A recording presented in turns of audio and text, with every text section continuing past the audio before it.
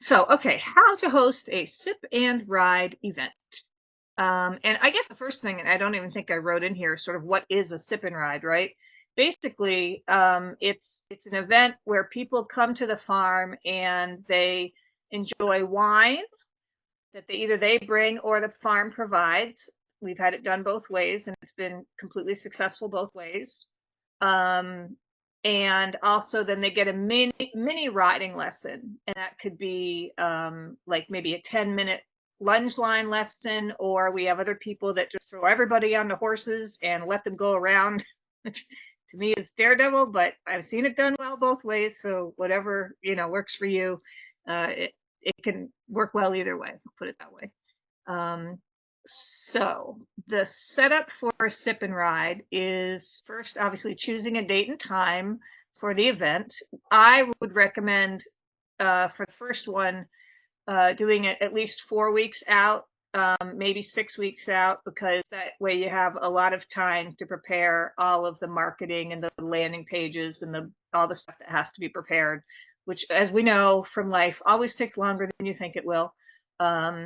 And then actually what the cadence we usually find is that the folks that I work with end up doing sip and rides like once a month. Tends to work well because they're very effective in marketing and in generating cash for the farm. So once a month sip and rides after that tend to work well. And we find that Friday evening or Saturday afternoon or evening works best. We tried one on a morning once, which you're like, wait a minute, why in the morning? And we were like, yeah, but somebody had a horse show conflict, so they had to do it. And they still had people come, but it was a little weird. You could probably do mimosas in the morning, but whatever. Anyhow, so Friday evening or, after work, or Saturday afternoon or evening seems to work so very well. Funnel and landing page, which I didn't get into all the tech stuff in here, and I can if anybody, if we want to, but that's super important to have that built out properly, because that's where people are going to go in, learn about it, and then make a purchase. Also having automated emails and text messages, again, all part of the marketing machine that we set up. And when we automate it, it makes it really easy to just, put all the dates in, put the times in, and then just pull the trigger, and everything kind of happens. So you don't really have to think about it, which is really nice. Creation of Facebook ads, we have really honed that. I don't mean to brag, but boy, our Facebook ads are insanely effective. So we've honed that very well. So anybody that wants to do one of these, I'm happy to share our Facebook ad designs and everything with people, because they just work so well. Like, if you're going to do it, start with what we do. You can iterate off of it, but boy, I would definitely recommend starting with, kind of copying what I already have created, because they just work super well. And also, in addition to doing Facebook ads, which paid Facebook ads, also posting the event on calendars, like, what to do this weekend in your town type calendars, town pages. A lot of towns have like a Facebook page, Instagram account, that kind of thing. And a lot of times they'll let businesses post on those like once a week or whatever. Also in any sort of local groups, for your area. Meetup.com is also an excellent place to post those kinds of things. Reddit, actually, you could do something on there. You could go to town on this, but even if you just do these places I'm talking about here, you'll, at least in our experience, they always sell out. Really, if they're done halfway right, they sell out. So you don't have to try too hard to promote these. Preparing, it's kind of like preparing for a horse show. So before, bathe, clean the horses, make them all beautiful, it's a presentation, it's a show. So do the tails. I don't know, with Arabians with the long tails, those, maybe you wouldn't have those down necessarily. But, have it all looking good. Obviously have the barn clean, have the food prepared. We typically do charcuterie, spreads, appetizers, wine. You can get creative with it. Somebody did chili, but that's sort of where we go with it. And people are happy. They're not really there for the food so much, but obviously the nicer that it is, probably the better that it is, right? Anything nicer is usually better. But I don't think you have to, like, especially for people that don't have a lot of money to put into that, don't worry about it. Just put out something nice and decent. Like, we have a lot of folks that go down to the local grocery store and grab a charcuterie or whatever, prepared foods, and that's fine. People are there for the horses and for the community. They're not there for the wonderful food. Paperwork. So I think all of our clients that do these sip and rides have guests that are coming to ride sign a riding release like you would for any riding student. And this is actually great because you can get on there their name, their email, their phone number, their address, etc., which is really important because the basis of all of this is you want to compile names and contact information into a database, into a CRM, because that's like gold for any company if you can grow your database of names and contacts. So that's really important to get all that information and then put that into your CRM. And then that lets you know also who came, so then you can follow up with them, say thank you for coming, blah, blah, blah, blah. Riding helmets, it's adults, so do you have to do riding helmets? Probably not, but we certainly recommend it. But I guess that's up to you, however you do riding for your adult students. Signage, I think that's really important, and it's something people maybe don't think about because you're so used to how to drive to your own place. But some farms are obviously easier to find than others. But so I think really good signage, and then really good communication with the emails and the text messages that go out before the event with information on directions. Like the directions, I think I put them on like every single email and text message that goes out. So no matter what, someone's driving there and they're like, we forgot how to get there. No matter which communication they look at from me for the sip and ride, it's going to have that information. And just trying to make a nicer, smoother event for the people that come.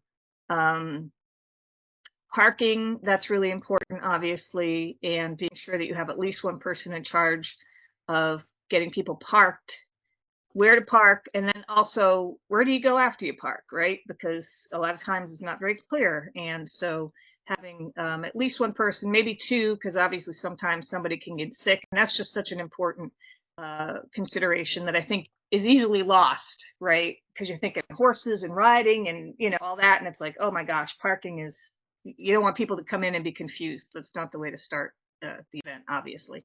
Bathroom facilities, some farms obviously have really nice facilities, some don't. And so you have to think about, how can you provide a nice, clean bathroom for guests? For some people, that's easy because they already have it built into their barn. For others, that might, require renting a porta potty or whatever. Also thinking about people that have difficulty getting around. If there's anybody, coming there that has difficulty walking, we're finding we've got a lot of older people that like to come to these, but they're not always as mobile as the rest of us. So that's a consideration, to be as accessible as possible.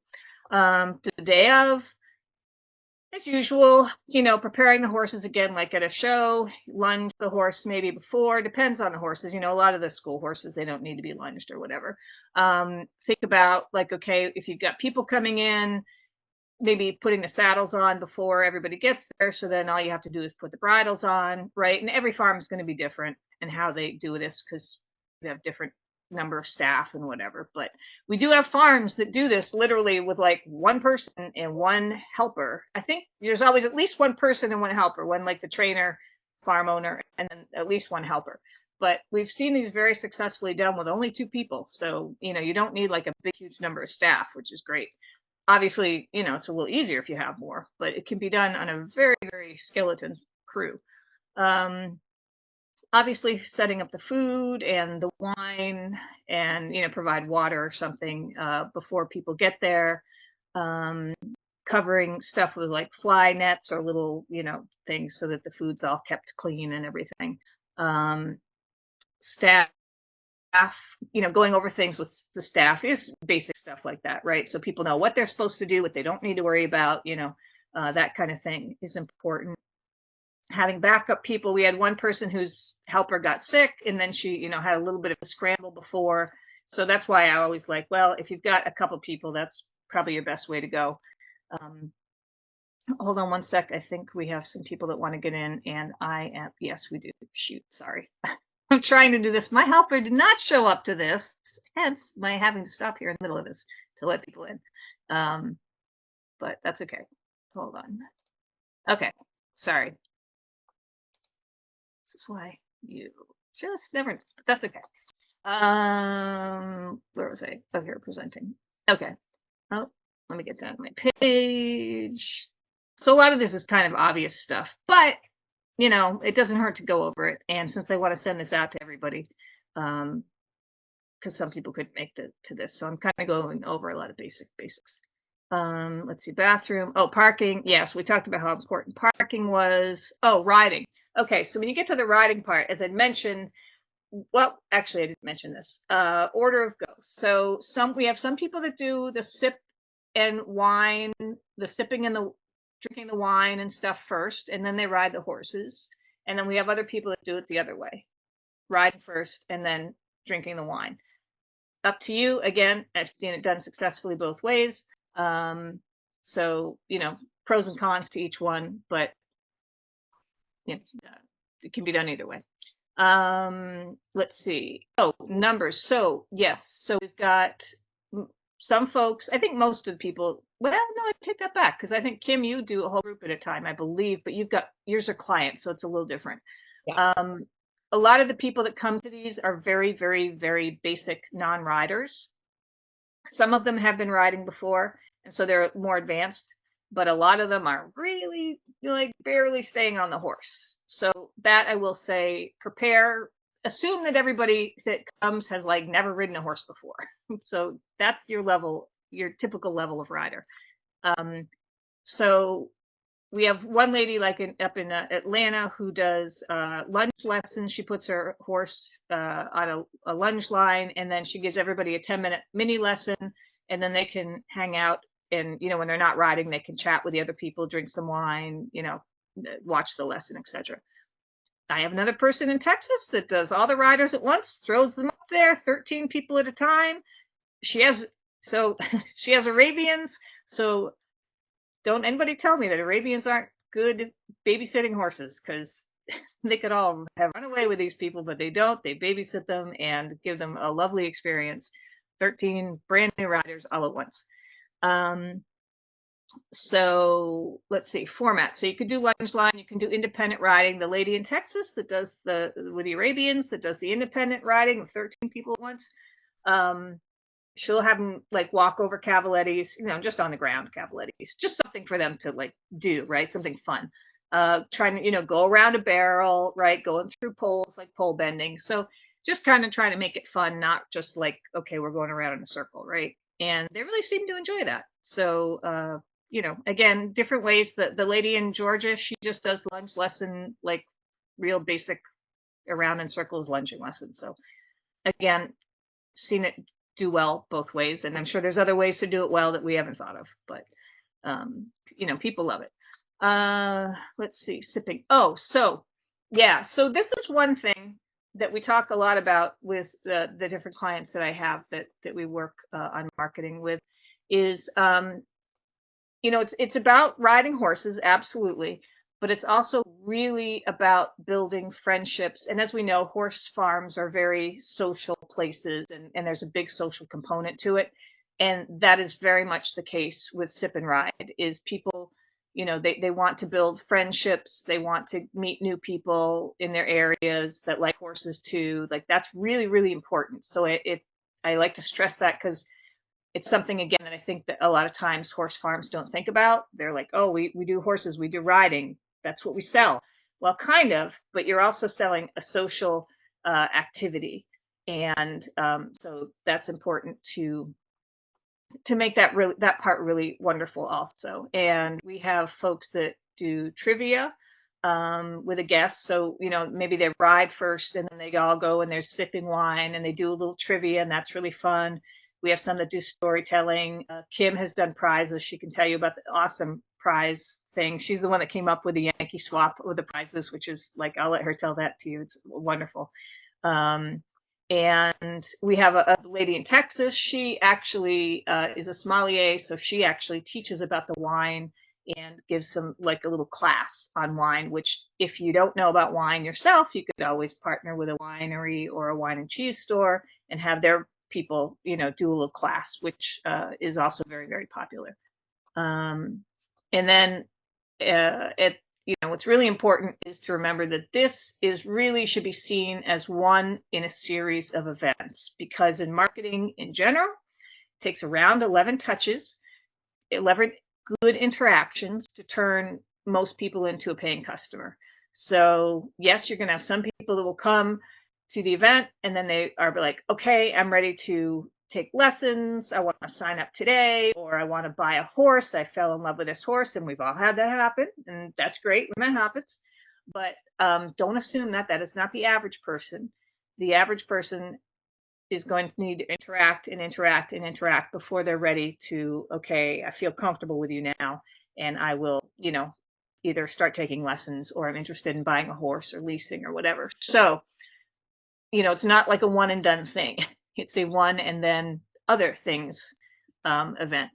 So to get people to come back, we have some clients that like to do what we call BOGO lesson coupons, which, as you live here in Florida, so Publix does BOGOs, right? Buy one, get one free.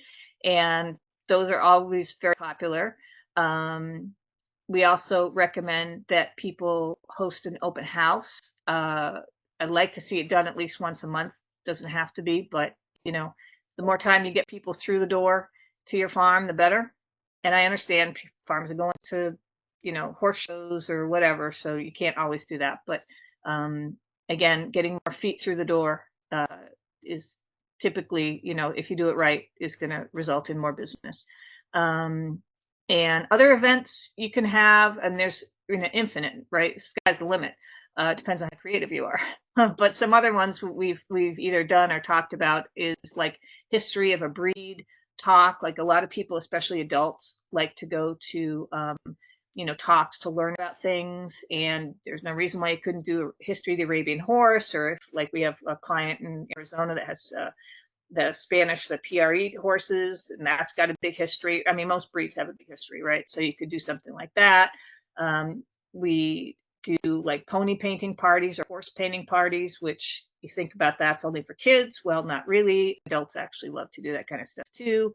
Hobby horse competitions, Kim can talk about that because that's something she's either doing or has done. I don't know if you did it yet, Kim, but anyhow, that's again, just being creative and giving people a reason to come back to your farm again and again, which, I know it's a bit of a change from the usual, okay, we go out every day and we just ride our horses and train our horses and go to shows. Yes, that's true.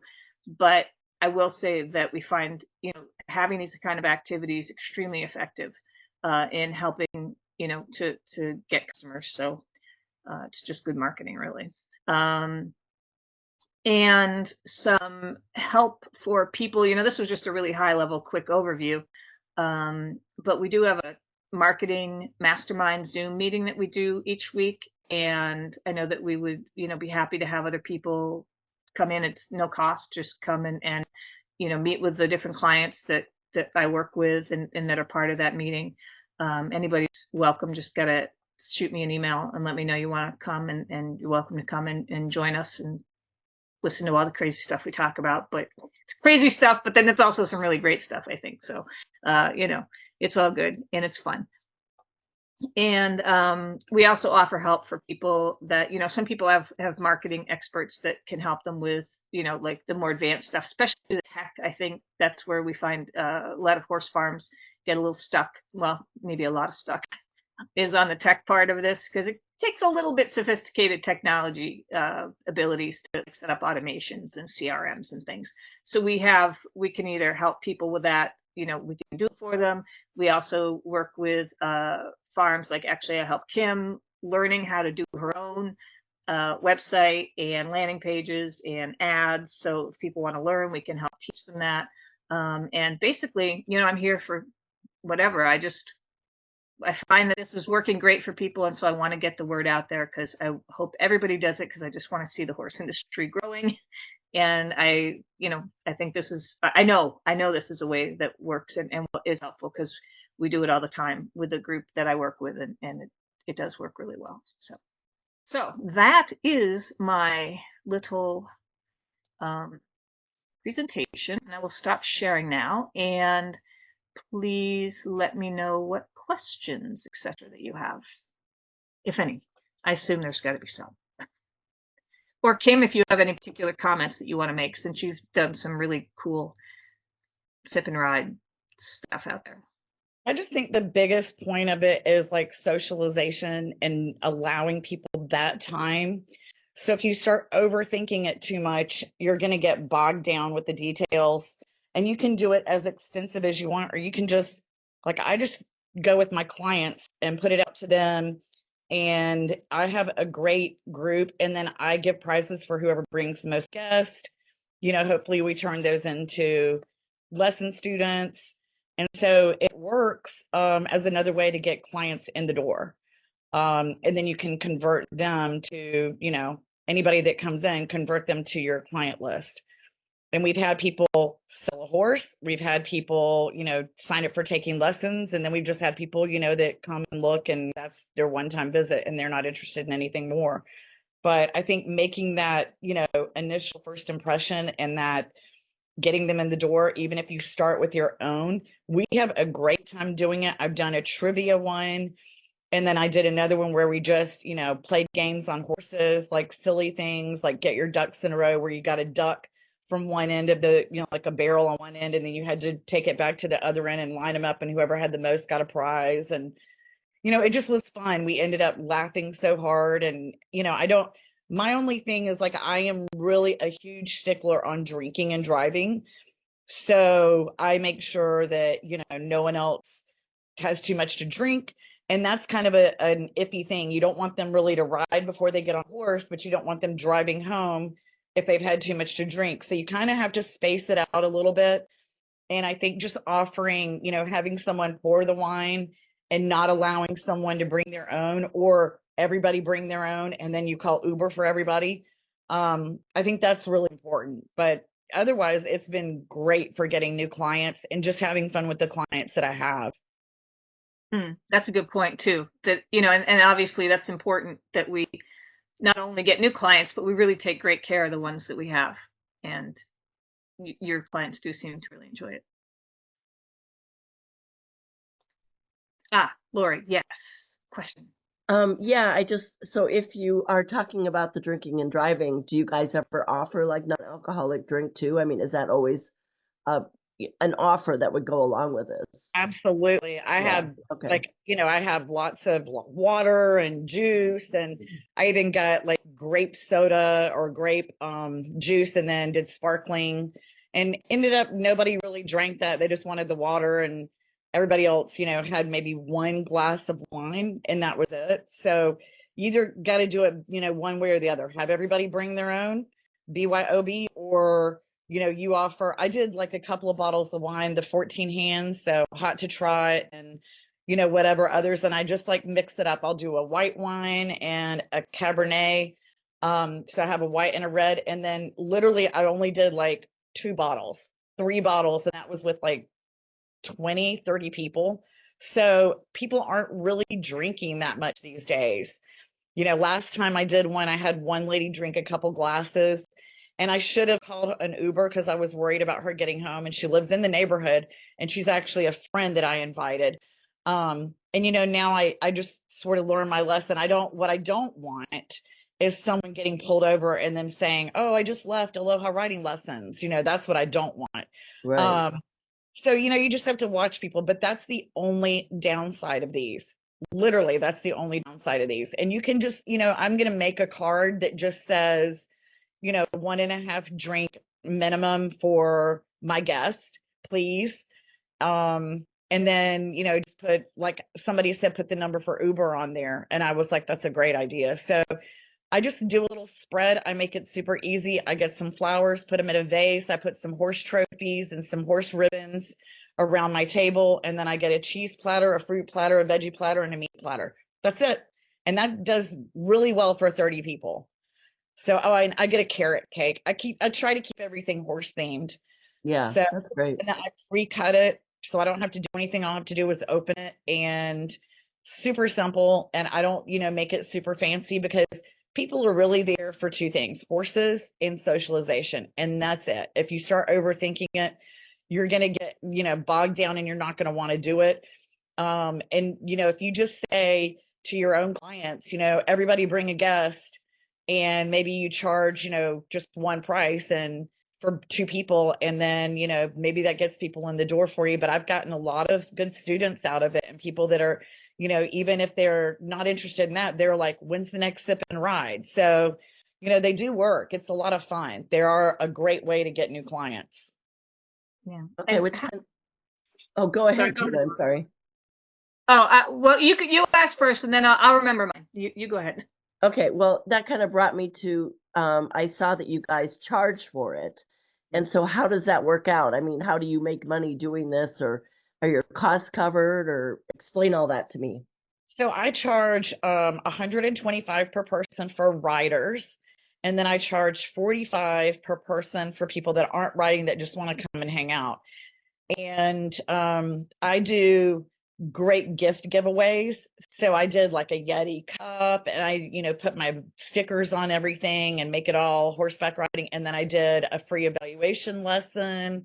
I did like just a gift certificate in there. And then I just go to Ross and I find the stuff that's on sale that is like the most ridiculous stuff. Like I got a salsa tray with a chip tray in one, and that's what everybody was fighting over. I paid $2 for it.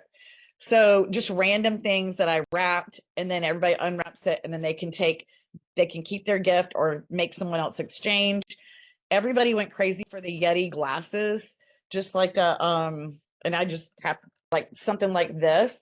And then I just put like one of my vinyl stickers on there that I did, but that's not even like one of mine, but I just made that and put it on it because I liked it. But I spend maybe 100 on gifts and 100 on food and wine. And that's for like 30 people. And so, you kind of do the math. I did, I think, 15 writers, and the rest were non-writers. And I did a couple free. So I wanted to be sure I had people there. And so I did, just a couple free here and there that were people that I know are bubbly and, would talk to people and could help with the horses. And so, like a couple of my favorite clients, I let them come for free. And so then I was like building client relations, getting, offered something else to my clients. And then whoever brought the most, I did a different gift for, and offered them like an extra month for free. So she got a month for free, the lady who brought like 4 people. So she got a whole month for free. And if anybody signed up, I give people 4 free lessons. So I give them a month for free. So then she got 2 more months for free. So it was like, I really reward like people that help me grow. So I think that's important. But I think you can, yes, absolutely make money. Like I cleared, I want to say 1,000 on the first one I did and 2,000 on the second one. And you got to remember that's for an hour and a half. So that's better than a camp for me, because I didn't have to pay. I paid my workers. I had 2 workers there, and I paid them for 2 hours. Get the horses ready and untack them. And then they ended up hanging out anyway. I don't pay for hanging out time. So the cost over, what you're gaining is well worth it tenfold. Yeah, and then so yeah, so like for your 15 clients, 125 each, that was 1,800, almost $1,900. Then you had your non-riders, so you must have had 2,200 or so in revenue, and you spent 300 or 400. So yeah, I mean they're literally profitable. Not to mention then you get new clients, and if you figure new clients worth, if a riding lesson client's worth like $4,800 or 5,000, yeah, obviously it depends on the farm. But I mean that's ridiculous return on investment, obviously. And if you sell a horse, which I've done at these, and you got a $40,000 horse you just sold, that's really a crazy return on investment. So it's just, I don't want to say like it works perfectly every time, but it's pretty close. Of all the marketing things I've done over all my lifetime, really, really an exciting event to put on because you're getting paid to market to people, and that's pretty awesome. Yeah, I can't believe that people actually pay to come to it. I just am Oh yeah. assuming that would be a free event. Open the Mhm. door. Nope. Oh In fact, wow. I will show you. I will show you. Right. I used to My, let people come to my barn for free for like a potluck and a cookout. And I decided I didn't want to be there for free and answer their questions. And, most everybody, I love my clientele. I'm very lucky. I'm in a place where I can handpick each and every one. But I gotta say, like, literally, I started charging for my potlucks and my campouts and it's only $15 a person, 30 for a family, any more than, two or more. And I just don't let people do things for free anymore. Nobody lets me yeah. do things for free. So, I mean, you think about it, anything you do these days costs True. money. So, True. even and Yeah. with horses, my expenses are so high that I have to get creative because I just had a feed bill for 2 weeks is almost $3,000. So, and I unfortunately am not one of those that sell horses. I just can't. They're my pets. I know. Tina yell at me later, but um, No, really, yeah. So I'm just over here collecting horses in Hawaii, but doing that. I have plenty of pets myself, so I get it. so it's, I don't sell horses and make any money. Sadly, I need to do more of that. But, I bring them in and then I fall in love with them. And so then I'm like, nah, you can't have it. Just lease it from me or ride it. Exactly. Yes, you're bad that way. But yeah, actually, if you can you guys see my screen right now? Can, I'm sharing Yes. my screen. Can you guys Yes, see it? I can see Yes. it. Okay. Yeah. So these are sip and rides for one of my clients up in Atlanta. She's charges 75 because obviously hers, you know, Kim charges more because she's out in Hawaii, so everything's more there. But this client charges 75 for a rider at her sip and rides, $30 for non-riders. But as you can see, people they pay for this. I mean, this is her actual transactions, and she gets about I actually did the math earlier today. She gets about 2 new clients every time she does a sip and ride. And Kim, you've been growing your client base as well. I don't remember the exact numbers, but you were saying that you were how many students are you up to now? Because you were like 30 something or whatever it was a few months ago, and now you're up to like 50-ish. Is that right? Oh, we can't hear you, Kim. You're muted, Kim. I've been climbing and, these things help every little bit that you do. It was just the end of the quarter, my 30 days before my end of my quarter three. And so I did have some people that are, ending for certain reasons. So I'm glad that I had these to bring new people in. But yeah, I mean, it does help you bring on new students. Definitely. Yeah, there's no question about it. And what else is going to, oh, and I think that it's important too. And again, I know I mentioned this, but I think it's important to reiterate this, is that this, sip and ride is not like I mean, yes, you want to do them every month if you can. I think just about all of our clients do because they just work so well. Like, why would you not? But also, it's one of many things that can be done or should be done. And I went down a few things on the list, like the hobby horse competitions, right? And the paint and sip and paint or pony painting parties or whatever. Like all these things that it kind of sounds silly, but they get people in the door. People will pay to do that because a lot of the folks that I work with, like they're just regular people with regular barns that like they can't afford to be giving away all kinds of stuff. So we got to have people pay to come and participate, but people will pay for these, and they do. And so it's exciting because it's like, oh, this is great. You don't have to be a millionaire to make these things work. You can be like a regular person who, is just trying to pay the bills with the horses, and they work. They just work. So So what's a hobby horse deal? What's that? Kim, you want to talk about the hobby horse because you were the biggest proponent of that. Sure. So goofy as it sounds, like when you had a hobby horse when you were a kid, you get those and you can either purchase some cheap ones or have everybody bring their own. And we're just doing like a fun day for kids. come and, meet the horses and have fun entering our hobby horse, contest. And we can do one like, the best dress, the cutest horse, the best unicorn, whatever you want to do. But it's huge right now to get especially kids on site. And then you have them, whoever does the barrels the fastest, who does the cleanest jump course, whatever, you teach, incorporate that. And then, just give away little prizes here and there. And then convert them once they come on site to new clients. Yeah. And if you can see my screen again, this is what they do, a literal series presented by Young Rider Magazine of hobby horse competitions up at Tryon, North Carolina, which I'm assuming you know about that. The people that do the Winter Equestrian Festival, they also own Tryon. And Right.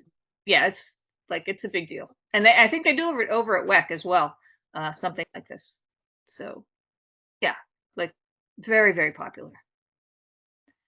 And not Okay. hard to do, I'll obviously. have to learn more about it.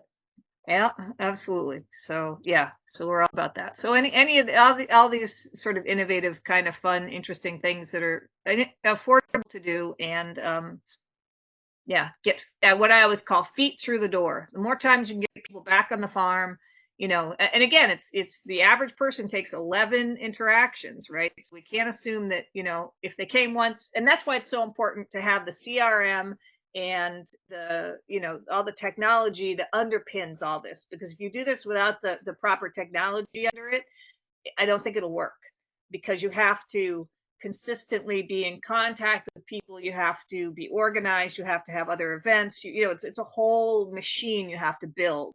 It's not just kind of come once and think magic will happen, although the magic will happen once in a while, but it's building a machine, a marketing machine, like any other company, right? So anyhow, so that's what we do. That's what we talk about every Tuesday night. As we Okay. get I together love and it. things to do with horses. Yeah. So cool. All right. Well, so I have recorded this. So I will have this recording available for anybody that we want to send it to, Lori. So if you know anybody that's interested in hearing it, all they have to do is just let me know and I'll send it out, or I'll send it to you. You can send it out. I don't care how it gets out. I just would love for it to get out, because we found something that really works for the industry. And, to me, that is just like, oh my gosh, we have to tell the whole world that we've Right. got some things that work. Oh my gosh, it is not So, hopeless. yeah, so I would definitely love to get it for my team, but does your PowerPoint slide come with it too? Oh yeah, absolutely. It'll be the Okay. whole thing, just Oh, like good. we just Okay. And also, Lori, this is Lisa who just caught on, and this is Lisa in Texas who has the Arabians that she puts all the people on, and the horses babysit everybody. So Lisa with the lovely Arabians down in Texas. So this is Hi, Lori Lisa. Conley. So Hi, Al. So sorry, I'm waiting. Just chased my student out. okay. And actually, Sip and Ride was Lisa's idea. She came up with it last November, and I was like, well, I don't know, sounds a little crazy to me, but let's try it. And it just turned into the most amazing thing. So yeah, so we can all thank Lisa for coming up with this crazy, wonderful idea. So Lisa, So what's if your barn name? if you are where people don't do wine, which is a possibility always, you can do cider and rides, or you can, well, if they don't drink at all, you can have tea parties with riding, pony tea parties for adults. So have a cute little tea party. And Amazon sells these absolutely adorable little disposable paper cups that are teacups with handles and saucers, and they're little floral prints, and they're adorable. And so you can still have tea parties and then ride. yeah, and Lisa's farm name. Lisa, you want to give your farm name and location? Oil Legend. There we go. And she's down in next to College Station, Texas, Bryan, Texas. Mhm. So yeah, so as you can tell from the great description that Lisa just gave, we come up with all kinds of interesting, Variations. innovative ideas. No, there's nothing we won't try. It's a But lot of hey, variations on the theme, but yeah. yeah, the sip and ride is really good. One thing I will have to say is I am a sommelier, so for me it was pretty easy to get it set up. I would actually literally teach a class about wines and how you test wines, taste wines, and have, dry to sweet, or we had themes for ours, like these were red wines, these were white wines, these were fruit wines.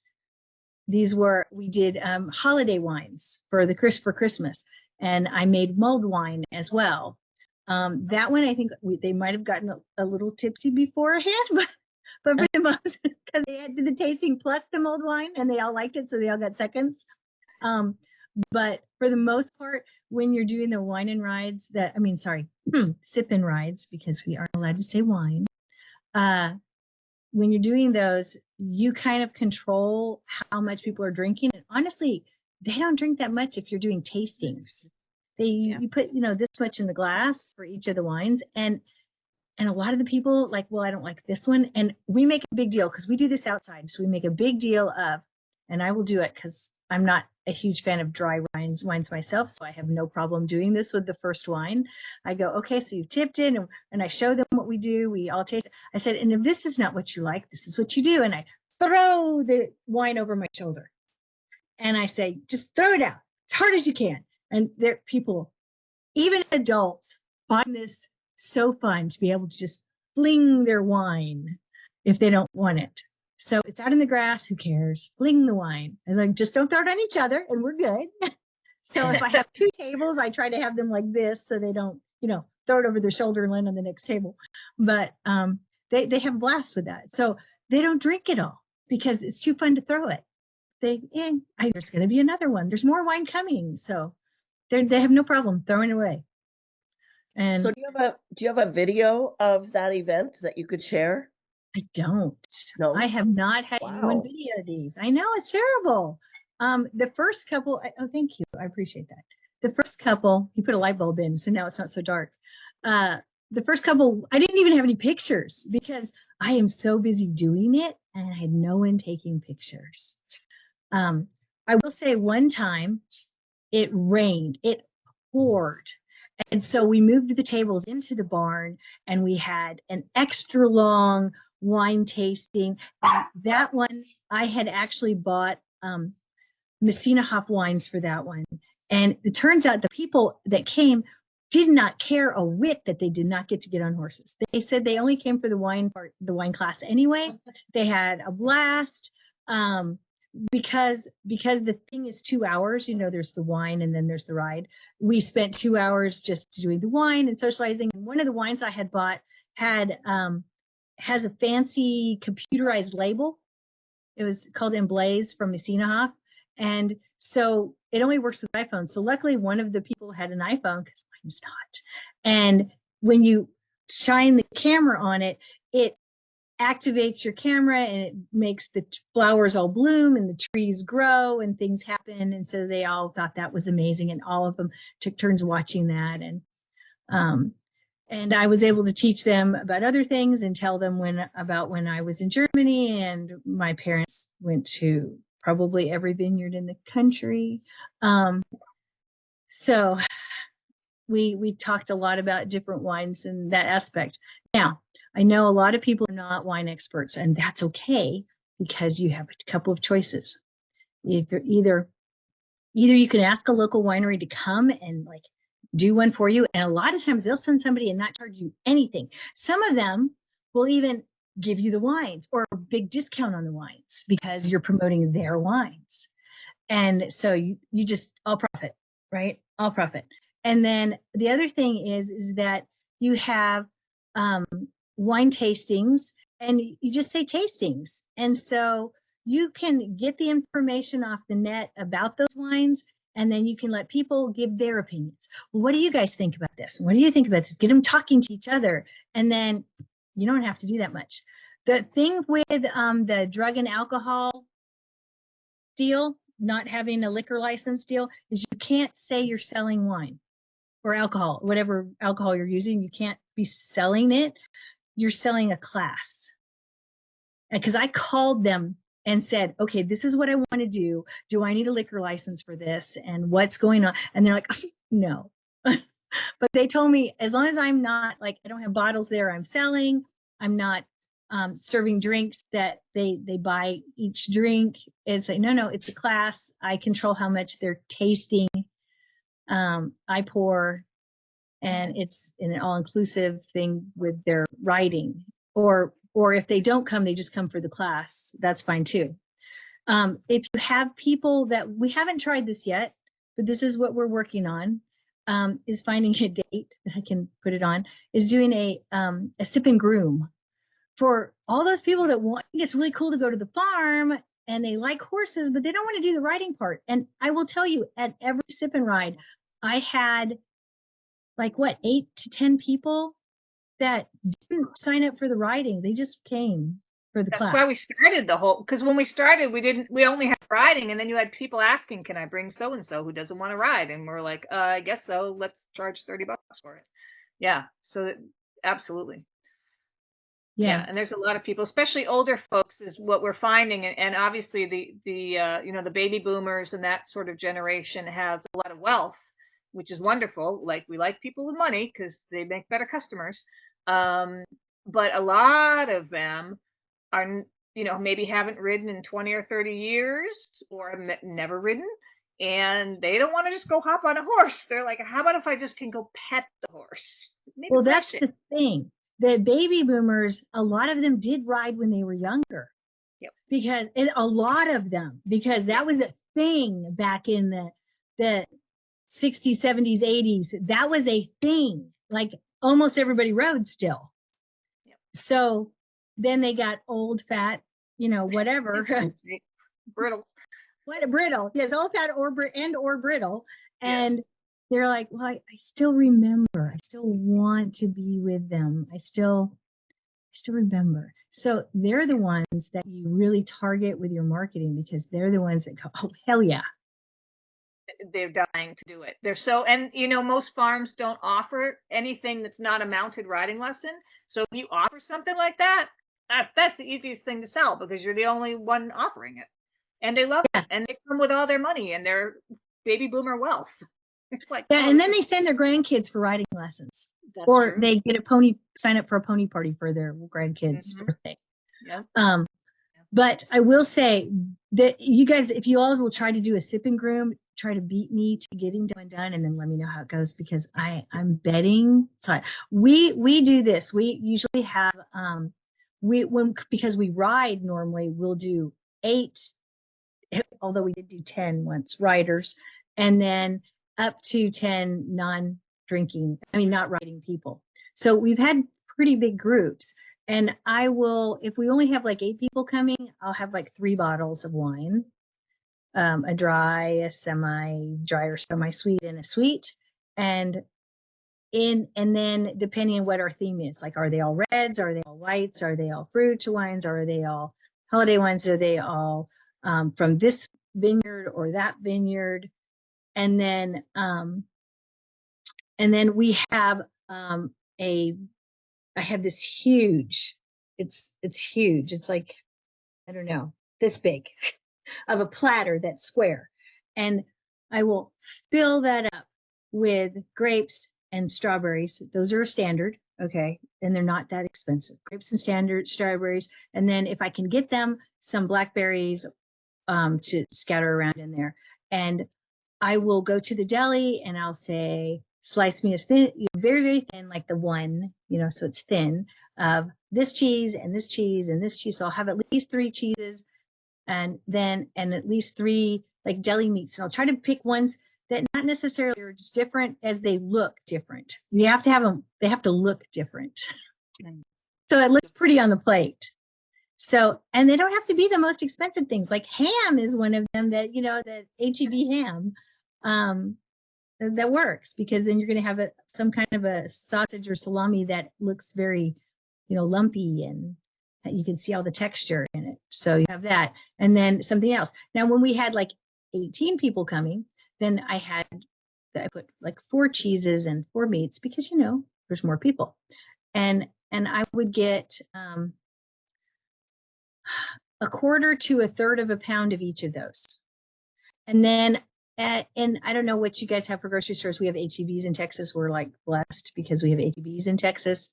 And so it's like half the price of Kroger's, just saying. And they're really good. And they support our state. They mostly buy from our state if possible. But they sell a box about this big of assorted crackers. Like it's a party assortment of crackers. So one box of crackers, and then you lay those out around the edge or in stripes down in an X in the middle. If I have a big group, I will actually make a second one and put like just a little fruit on that one and a lot of the fruit on the other. And then like when we did one around Valentine's Day, I took some of the chocolate and some of the strawberries and I dipped them in melted chocolate. It doesn't take much. And they sell it all the time at that time of year. It's cheap. And when you're done with that, Lisa, I'd love to hear you also, I don't want to forget to ask, talk about the money that you get in from it as opposed to what it costs you, right? To do yeah. this. Okay, so oh gosh, what we had that figured once. I forget what it is, but we charge 95, 99. I can't remember now. $95, I think. Something close to 100. We put it up Something from like where that it was for the wine and ride and the riding lesson. Now, to base that, my riding lessons are 75. So essentially, it's another $20 or 20. So it's not like I'm making it anything with the people that ride extra over a lesson, but I'm getting them there for a lesson and they're having a great time. But it didn't really cost that much. And it really depends on how you get your drinks. Like sometimes a winery will say, here, let me support you. I say, I will put signs out. If you have little bins, I will when I do my advertisements, I'll put that you're sponsoring it, blah, blah, blah. And sometimes they will just give you like, well, we'll give you a 20% discount. Okay, that's something. Specs is not good about that, but Total Wine is pretty good about if you say, I'm teaching a class and this is what I'd really like to support you guys. And they'll go, oh, well, we'll give you 20% off or 30% off or something. So that's helpful. And then for the people that come, we charge 35 that don't ride. So they're actually, you're making your money there, essentially, for the people that don't ride.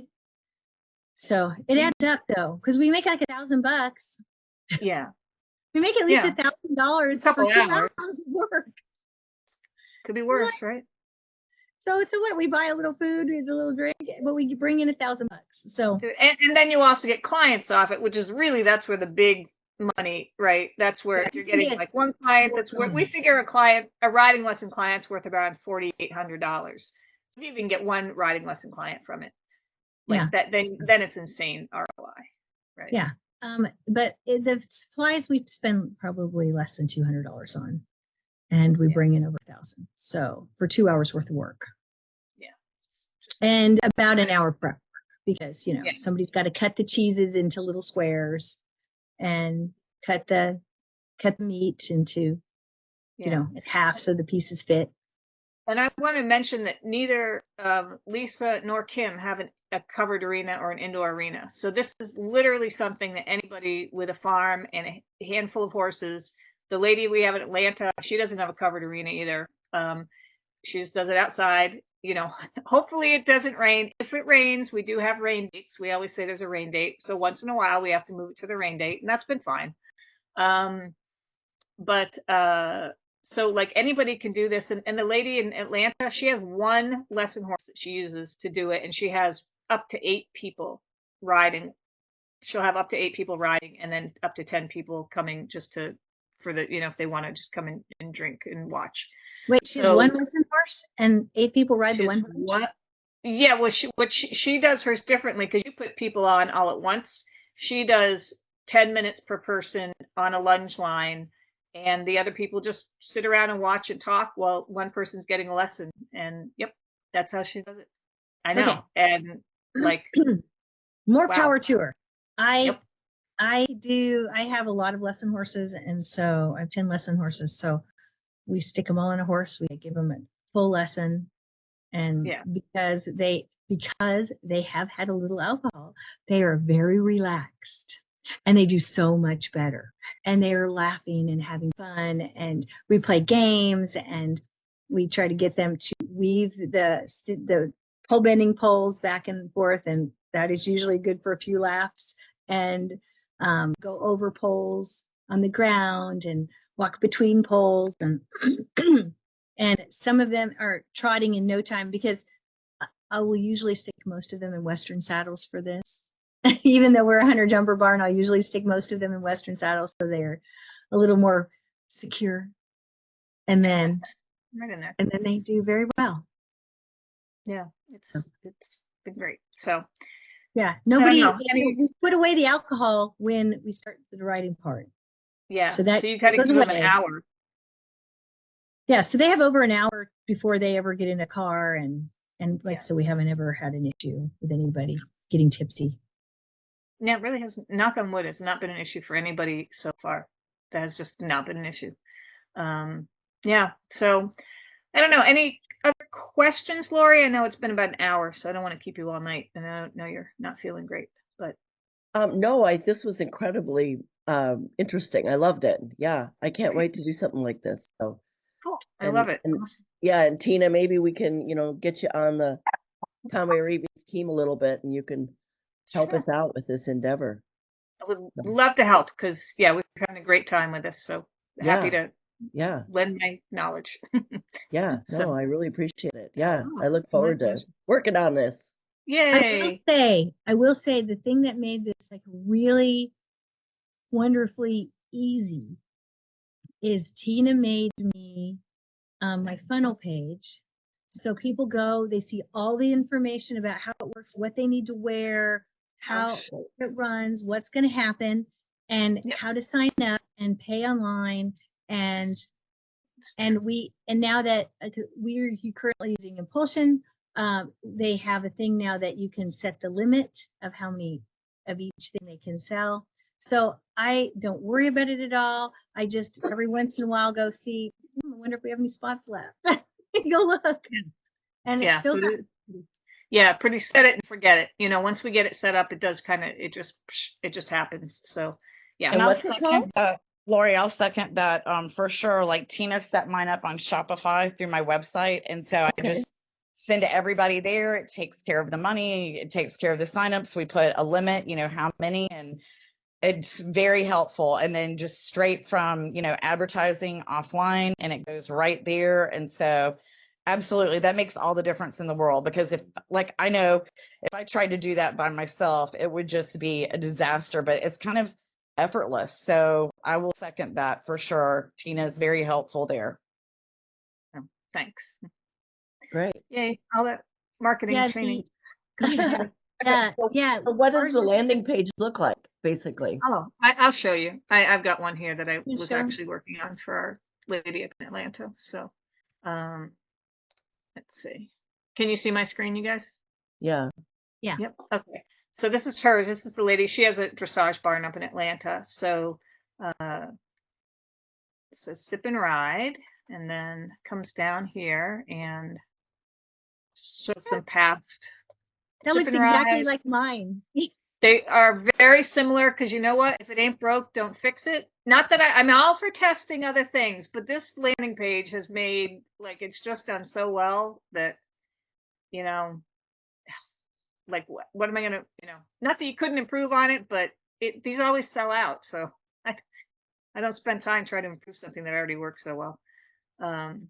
Yeah, and this is pretty much it. And we've got a little FAQ at the bottom. And this is the lady, this is her one lesson horse that does all those 8 people. And this is her, well, this one is not on a lunge line, but usually they're on a lunge line. And then a little FAQs here, and blah, blah, blah, that's it. And then if they want to sign up, they just click that. They put in their info. It takes them to an order page where they put in their credit card, and then that's it. And then they get, now there's a lot of stuff under here. Like there's emails, there's text messages. Again, the technology piece is it's not hard for me, but I've been doing this for 40 years. So, but for other people, it would be difficult, if you're not really good at the technology. But once you get it set up, it's always the same every month. So Yeah, it's not Kristen hard. can set it up too, right? Yep, absolutely. Yeah. Because you're so busy So with your movie. well, that's true. The movie is taking a lot of time. So, yeah, but it's honestly, it's just so darn easy. And, and again, anybody, like just about anybody could do it. If you've got a barn and a horse and you know how to teach a lesson, there you go. You're in business. So anyhow, I am looking forward to trying the sip and groom though, because I do have a bunch of people that go, do you have to ride? No, actually you don't. So absolutely. That is such an untapped market. That is such an ignored market. And that's the market with the most money. Like, oh my gosh, we're missing the boat, guys. And But that's Lori, okay. We're the Arabians. another one, a good one for Florida for your area is the untapped market is the seniors. Get them out there, senior citizens, socializing, writing. We have yet to come up with a great name, but I tried calling it like stable seniors. That like there's a whole other group of us out there that aren't. So I'd have to go to the aren't stable seniors, but Seniors. That's funny. but that's a whole nother one. And then, nobody has to ride and everybody's socializing because again, what's the thing that we miss? I don't go to bars anymore. So how do I meet people? And, unless it's through the stables, then I don't. So I can't even imagine people that don't have a barn. Yeah. What do they do? Yeah. So just tons of opportunity, and not a lot of money involved, which is like the most exciting part. So it's really anybody can do this stuff. hey, Lori, I do have a suggestion.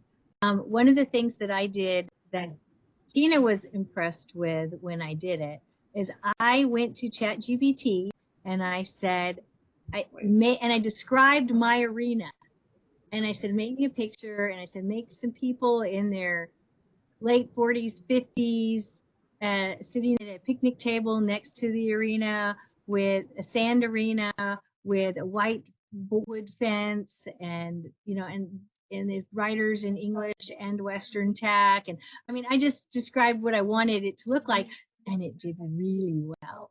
And so then it wasn't a picture of, oh, this looks nothing like my place. They're going to be so disappointed when they get here.